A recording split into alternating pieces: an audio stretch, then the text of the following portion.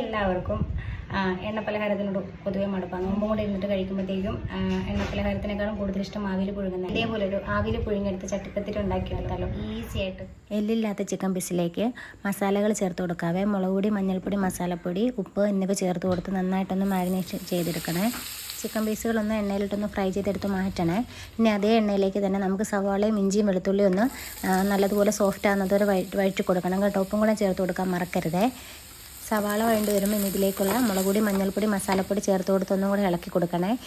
നേരത്തെ ഫ്രൈ ചെയ്ത് വെച്ചിരിക്കുന്ന ചിക്കൻ പീസുകളൊന്ന് ഒരു മിക്സിയുടെ ജാറിലിട്ടൊന്ന് ക്രഷ് ചെയ്തെടുത്ത് കൊടുത്തിട്ട് ഇതിലേക്ക് ഈ സമയം ഒന്ന് ചേർത്ത് കൊടുത്തിട്ട് നല്ലതുപോലെ ഒന്ന് മിക്സ് ചെയ്ത് ഇളക്കി കൊടുക്കണം കേട്ടോ. അപ്പോൾ മിക്സിങ് റെഡിയായി. നമുക്കിതിലേക്കൊരു ബാറ്റർ റെഡിയാക്കി എടുക്കാം. 1 കപ്പ് അരിപ്പൊടി, ആവശ്യത്തിന് ഉപ്പ്, വലിയ ജീരകം, തേങ്ങാ ചിരവിയത്, മുട്ട, ആവശ്യത്തിന് വെള്ളം, കുറച്ച് സവാള അല്ലെങ്കിൽ ചെറിയ ഉള്ളി കൂടെ ചേർത്ത് കൊടുത്തതിന് ശേഷം നന്നായിട്ട് ഇതേപോലെ ഒന്ന് അരച്ചെടുക്കണേ.